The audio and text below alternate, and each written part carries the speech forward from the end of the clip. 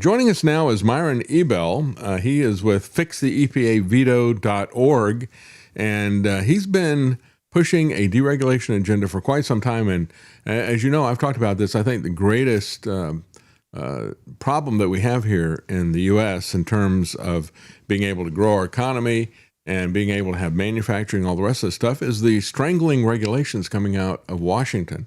And probably nowhere is that worse than in the environmental regulations. And so Myron Ebell was part of the transition team in Trump's first administration. I know some of the people that were part of that. I had worked with them at American Tradition Institute, which now has become E&E News. And so they had some high expectations. Some good things were done. Some things were left incomplete. That's kind of the way that it always works. But we're going to talk about some of the issues that still remain and a major loophole that is there that is going to allow, if it's not closed, it's going to allow the rapid reassertment of some of the things that have been removed. So joining us now is Myron Ebell. Thank you so much for joining us, sir. Thanks for having me, David. Well, thank you. Tell us a little bit about what you're looking at. When you talk about a gaping hole in the deregulatory push, what are you talking about in terms of the Clean Water Act? Well, there are a number of environmental laws that are a problem and that need reform and making faster. Mm-hmm. But one problem that the Trump administration has not focused on is what happens if there is an unfriendly administration in the future, a radical environmental administration, and the Democrats seem to be moving further and further to the left on these issues. So It's quite likely that a future Democratic administration would be more radical than the Biden or the Obama administration. Well, that's kind of interesting because, once they decided that they needed to have a lot of power for the artificial intelligence data centers, things started to rapidly change. I mean, that really kind of threw a lot, just defenestrated a lot of this doom and gloom climate stuff, just went right out the window when they decided that, oh, wait a minute, we've got this very powerful use for artificial intelligence. We need to clear the decks to get this thing in so we can have our police surveillance state or whatever. But so in terms of reading the tea leaves, they're still talking about moving in a very radical environmental way that you're looking at? Yes, I think so. I think there's the tech community has moved over to the Trump side of these issues, but I don't think the Democrats have caught up with that yet. And so there's a lot of pressure in Congress on permitting reform. I doubt that the Senate will be able to do anything, but there is a lot of pressure because, as you said, the deregulation is necessary to be able to build things in this country. Yeah. There's so many layers and it takes so long and there's so much litigation. And so the Trump administration in its first term tried to address that and made some progress. And in the second term, I think they're being much more aggressive. They're trying to speed up, do everything they can without Congress changing the laws. They're doing everything they can to speed up the permitting of projects. And we're talking about energy projects, mining projects, major infrastructure projects. But speeding all these things up is good, but there's something in the Clean Water Act that could undo all of the progress that's being made to get these projects through the process and let the companies start building them. And that is called the Section 404C veto. And what it means is that the Corps of Engineers can permit a project for a dredge and fill permit, that is digging up dirt and rock and moving it and putting it somewhere else. They can issue that permit. The investors can start investing and building that project. But the Section 404C veto means that the EPA, the Environmental Protection Agency, can veto that project after it's being built.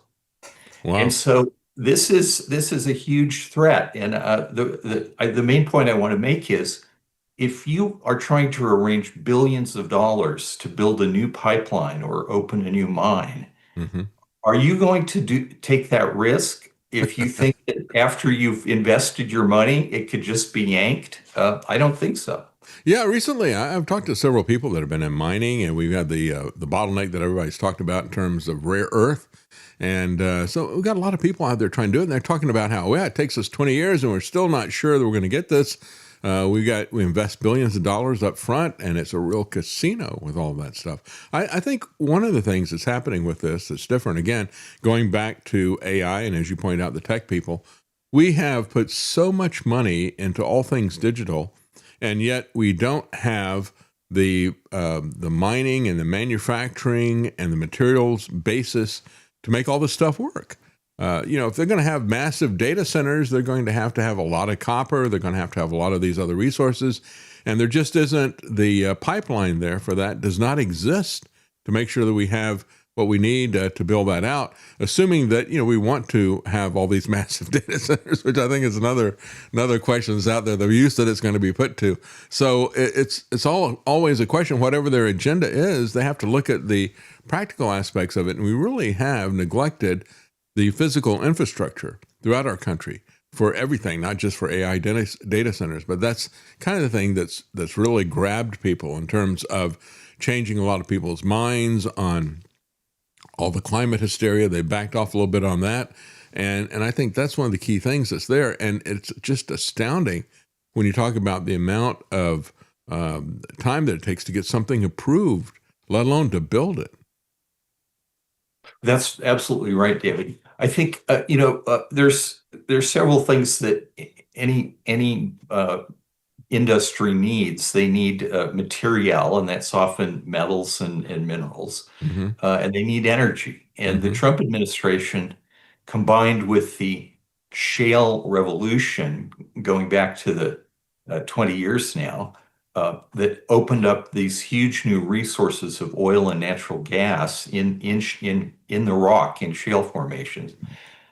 Those and the Trump policies that have allowed that to explode means that the United States is in an incredibly good position now in terms of its energy. Now, many states are trying to hamstring that, like California and New York, with their idiotic climate policies. They want to raise the price of energy, not lower it. Yeah. But the U.S. is in a great position on energy, but on other raw materials, it's in a very bad position. And I'll just start with minerals. There's large parts of the United States are heavily mineralized. There's a lot of places that can be mined, but a lot of those have been closed off. And when companies try to open mines, they face 10 to 20 years of getting through the permitting process before they can actually start building the mine. And a lot of that, the permitting process is controlled by litigation. Every agency has to go very slowly and take very detailed environmental impact statements because they know they're going to be sued in court by environmental and preservation groups. So it takes a long time.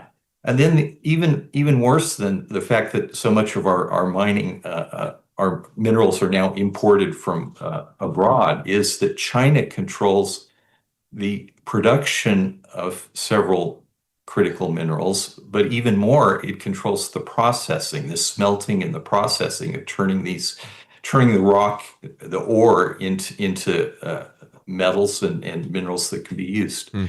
So, for example, cobalt, most of it's mined in Africa, in the Congo, but it's all processed in China. So China really has a chokehold not only on our economy, but on the entire world economy for a number of critical minerals that are used, as you mentioned, AI and these big tech companies, cell phones, EV When I was batteries. talking to a guy who had a company that was trying to do the rare earth minerals, and again, they're desperate for their defense industry in Washington. And he was saying, it isn't that these minerals are rare. It's just that we don't have the ability to refine them. And That's right. that's all being done in China now. Yep, that's right. Yeah. That's interesting. And of course, it's the other part of this, when I look at what is happening with these things. And look, I mean, there are some things that need to be done, but the pendulum can fall way to the extreme of one side, and I think that's where we are right now. And so when you look at this, I remember when I was in high school reading my dad's Business Week magazines, and one of the things that really stuck out to me was the fact that they talked about how Europe was paralyzed with regulation. They called it Eurosclerosis. Yeah. And it was kind of a hardening of the arteries, so they couldn't get anything done. And we have now followed them down that same path. We have a kind of sclerosis here that has paralyzed us, really. That's right. And a lot of it, these environmental laws that were passed in the early 1970s, the Clean Water Act, the Clean Air Act, the Endangered Species Act, and several others, Mm-hmm. Including the National Environmental Policy Act. All of these laws have never really been reformed. There have been, I guess you could say, the 1992 Clean Air Act amendments that the first Bush administration did was the last major reform of any of these laws, and that was not a good reform. That was actually it had some good and it had some really bad stuff in it. Mm-hmm. And so our laws have not kept pace with the changes in the world and in the way things work. And the second thing is that nobody who passed these laws, I think the environmental groups knew, but the lawmakers didn't understand how all of these laws could be gamed by our court system, so that if, for example, a permit is issued, that it can an environmental group can come in and sue. Mm-hmm. And if they lose, they can come in on some other grounds, or some other group can come in and sue again. And so these things are held up now for years and years and years in the courts. And instead of having regulators who know something about the issue, we hope, Mm-hmm. making the decisions, we have judges essentially making our environmental and industrial policy. And many of them really are not very favorable. They don't like, for example, the shutdown of the timber industry in the Northwest in the 1990s and early 2000s. That was all done by one federal court judge who essentially took control of the timber industry through the Endangered Species Act. Wow. And so these are the kinds of things that when you talk about sclerosis, a lot of it, I think, is legal and in the courts. It's the agencies are bad, but the courts are even worse generally. Wow. Yeah. And we're talking about the Pacific Northwest. Personal experience that I had in terms of a report that I did. My son and I went up and we interviewed a guy who was a lumberjack and had been up in that area. He said the federal government has basically shut everything down. And they've done such a bad job of managing the public lands that he had been, as part of his preparation for his retirement, he had gradually accumulated a lot of land, and he was going to gradually sell off that lumber as he retired. And he said what happened was the mismanagement of the federal lands, because they refused to get rid of dead wood and other things like that. They would leave this fuel, which is what it becomes, fuel on the ground. So we've got trees that are dying, trees that have fallen down, and it's basically fuel for a fire, even a natural fire, and getting out of control. And he said it got out of control, burned the federal lands, and burned up his retirement as well. Yeah. And he said, and look around here. He said, there's absolutely nothing left. He said, look at all of the different lumber mills and things like that. They're all rusted and decaying. It was really sad to look at it. We did a long report on it, and all the lumber mills were rusted and decaying. And he said, there's nobody moving into the area. All the businesses have closed. The only thing that is happening here, he says, we got retirees who are moving into the area, and we've got the federal government is opening one office after the other. He said, that's the only thing that's going is the federal government. I thought, what a picture of overreach that we have with that. Of course, we all want to make sure, and this is where the EPA started. It started with these Superfunds. They had some really horrific places of pollution, and they cleaned those up. I don't know if you know David Schneier or not, but I worked with him at ENA. He was E&E, and he was one of the earliest EPA employees, and he was there for over 30 years. And when he got out, he was so disgusted by the overreach and how this had grown into mission creep that had grown in, and it became not about cleaning up pollution, but it became about shutting down any growth and any reasonable use of the land. And so he went to the other side and he started opposing what they were doing because it had changed from the mission of cleaning things up to a mission of making sure that we don't do anything. Yes, that's right. And David learned that from David Schneer learned that from the inside, and he knew how the beast worked. And of course, the civil service is meant to be experts who are not politically motivated, but the EPA is, one of the worst agencies in terms of being highly politicized and having. And I'm not saying everybody who works there is on the environmentalist team, but there are enough people, especially in senior roles, who are very hostile to development and economic growth. They think that those, if the economy is growing, the environment must be being hurt. And in fact, the opposite is true. Economic growth is what drives environmental health and progress. And if you go back to the Clean Water Act,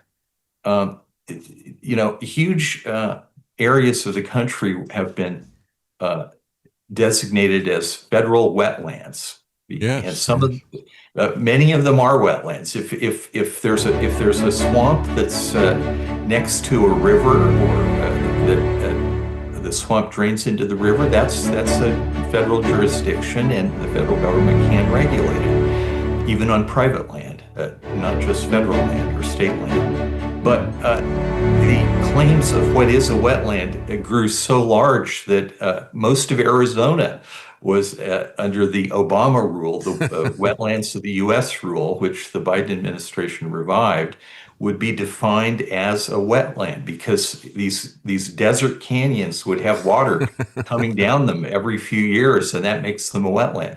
And so the Trump administration had tried to reform the wetland rule in the first administration, but the Supreme Court has done an even better job with several decisions.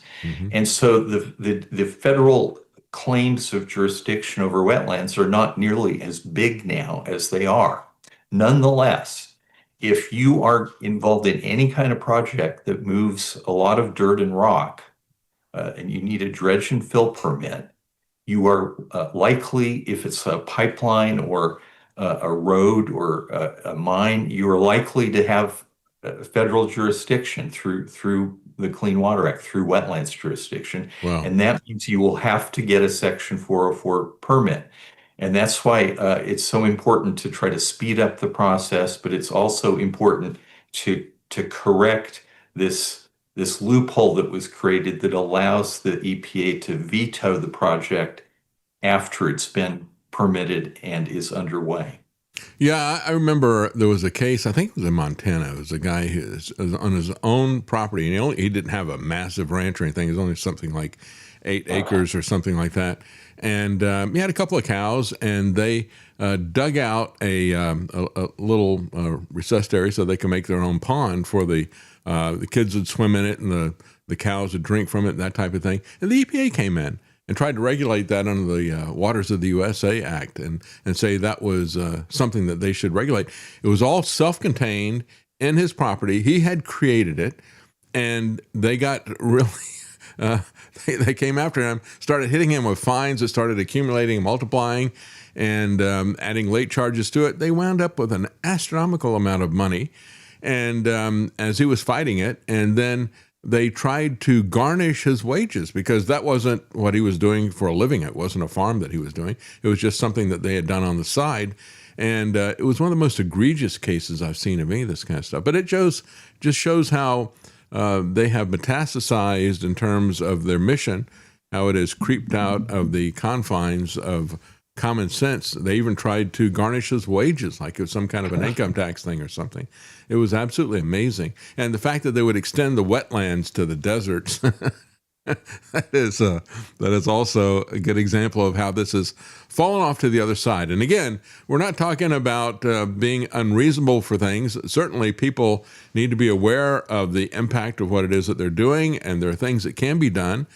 Just as we're talking about in terms of air quality and things like that, they want to shut everything down. It's this kind of absolutism that we see over and over again when the bureaucracies and regulators get involved. It's the same type of thing that has been shutting down in many areas and the types of cars that people are allowed to have. You can't have a car that's got any kind of emission. So even if the car is predominantly an electric vehicle, if it's a hybrid or if it's one of these, what they call now an extended range electric vehicle, where you've got a small generator there that's going to charge the batteries and give you a very extended long range, you're not allowed to have that in many areas because they've got to have absolute zero emissions.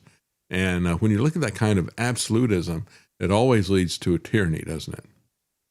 Yes, and I think, the example of the landowner who dug a pond, I think that kind of thing is handled much better at the state and county level. Mm-hmm, mm-hmm. In the east, there's lots of water, and the further west you go, it starts to get dry. And the western states have very well established state water law that controls water rights. And if you have a water right that's superior to someone else, then you have the first right to use the water. And so I think that it's been worked out quite well in most states, most of the western states, and I think it works.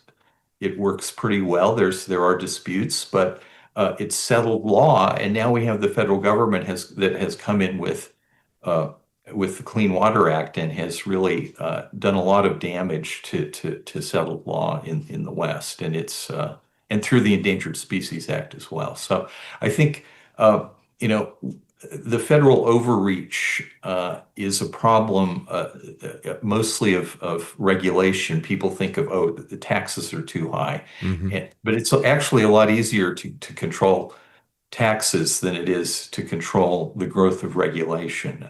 And I That's think right. It's the debt it's that we really can't. it's the big battle we're in. It's the debt we can't control. Taxes, that's no problem. Yeah, I'll cut your taxes. No, we'll Oh, just put it on the spending. credit No, card. we Yeah. can't control. Spending is very hard to control. Yes. Yeah, that's right. Yeah. And when we look at this, of course, what you're saying is very true. These things are better addressed at the local level. And that was really what our Constitution was about, what the 10th Amendment was about, that there were very few things that were going to be done by the federal government. Now the federal government has to have approval and involvement in every single aspect of our life. And it's that kind of a mind frame that needs to be adjusted because they don't have really the authority to do most of these things we're talking about. Even the environmental stuff that is there, that's not really something that belongs to the federal government. That's something that is really best resolved at the local level. When people look at what the agenda is for many people on the left, they want to have federal zoning laws to control what you can do with your property. They want to put everything at the central and highest level and not do anything locally. And so I think there's going to have to be really, when we look at this, we can fight these battles one by one, or we can look at it and we can say, here's the foundational problem, and that is throwing out the 10th Amendment. So the federal government has to have a say and has to grant permission to do anything and everything in our lives, and everything is basically forbidden unless they permit it at the federal level. That is exactly wrong. That's an inversion of the 10th Amendment, and I think that's really one of the key things. What do you see in terms of that type of action? Is there any awareness of that in terms of people pushing back against this federal overreach?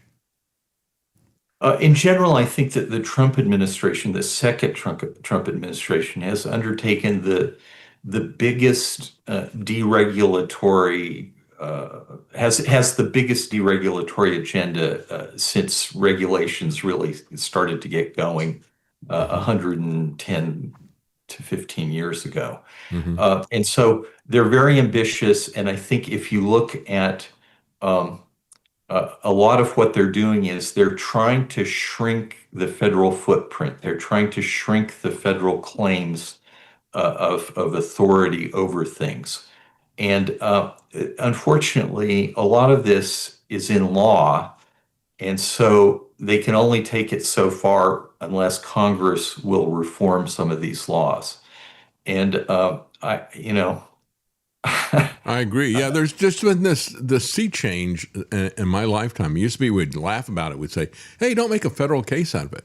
Well, everything is a federal case, right? okay, everything. Yeah, that's right. And so it Yes. has to be there has to be an awareness of the general public that everything should not be a federal case.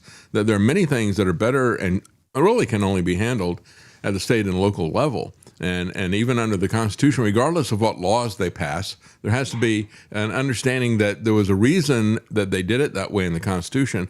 And by the way, the Constitution is governing over these laws. And so is that an approach that is being taken? Are they really challenging the constitutionality of some of these laws, or are they just changing the laws at this point in time? Because I think that's what's really going to make it a problem when the Democrats come in, or somebody who wants to start to regulate this stuff. If we leave the idea there that the federal government has the right or the duty or the power to do these types of things, then it's going to seesaw back and forth between the Republicans and Democrats all the time, unless we can get back to a clear understanding of federalism and the idea that power is granted to the government by the states, which is really what the Constitution says, historically what happened.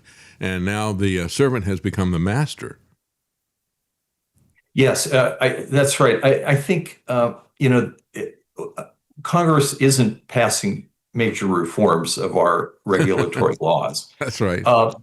And the Trump administration is trying to do what are called administrative rulemakings. That is, you go through a process that takes several years and you change the rules that implement the law.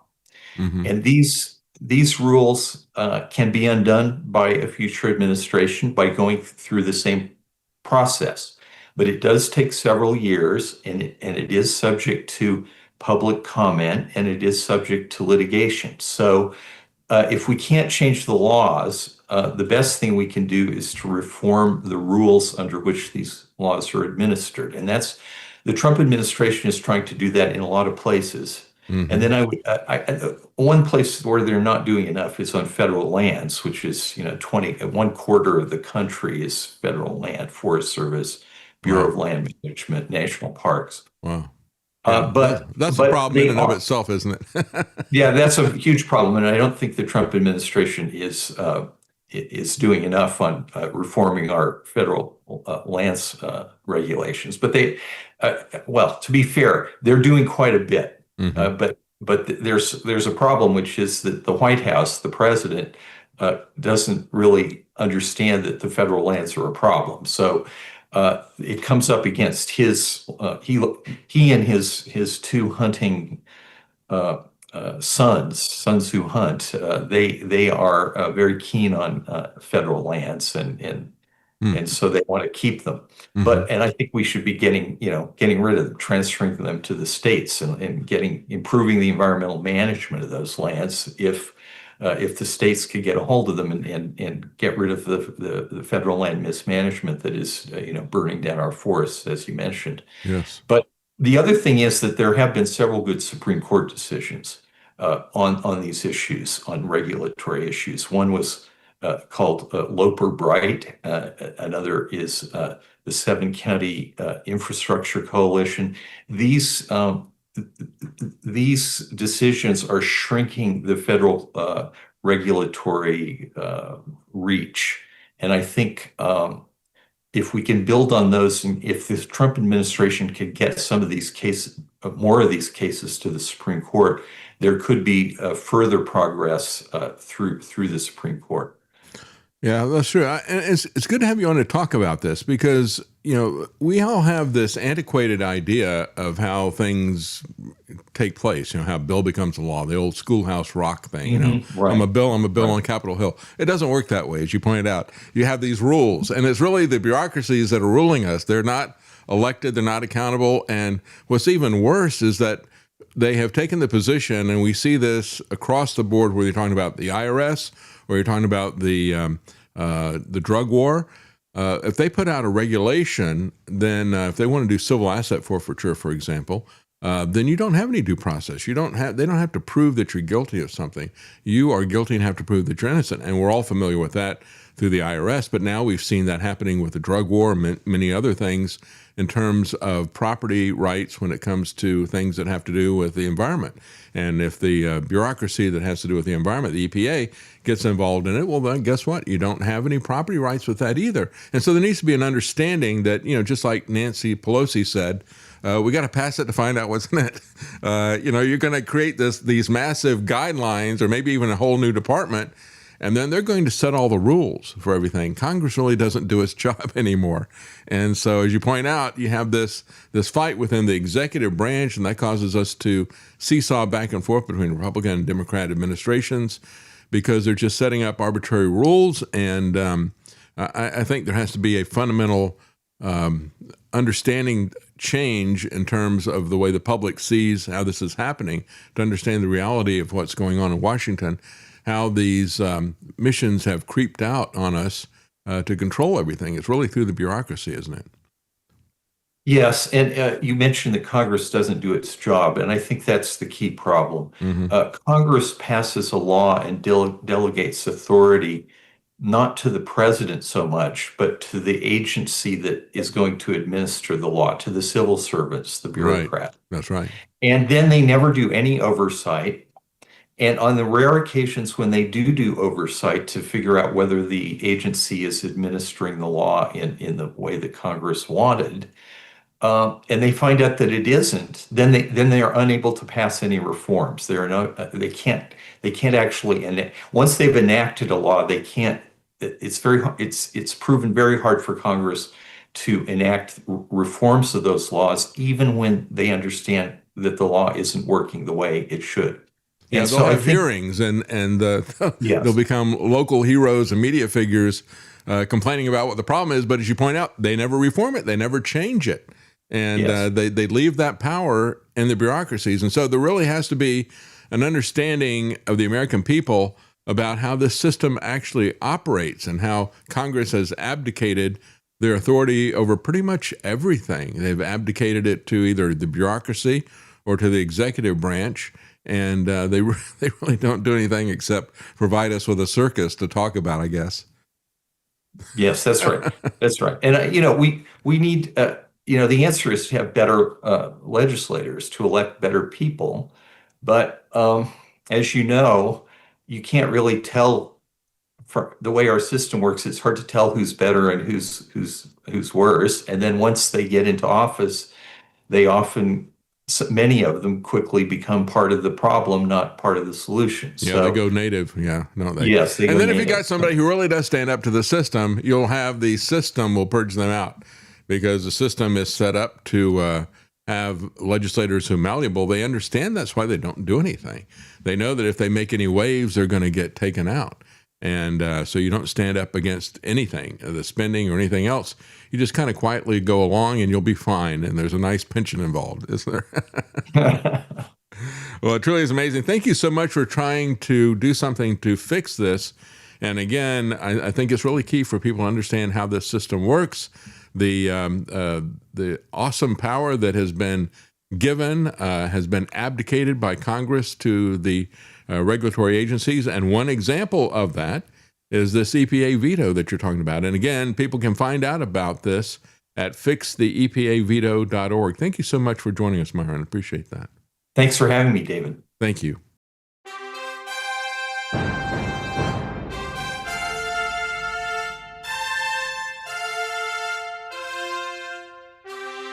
The common man.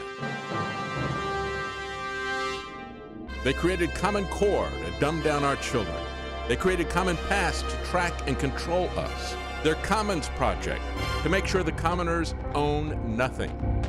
And the communist future. They see the common man as simple, unsophisticated, ordinary. But each of us has worth and dignity created in the image of God. That is what we have in common. That is what they want to take away. Their most powerful weapons are isolation, deception, intimidation. They desire to know everything about us while they hide everything from us. It's time to turn that around and expose what they want to hide. Please share the information and links you'll find at thedavidknightshow.com. Thank you for listening. Thank you for sharing.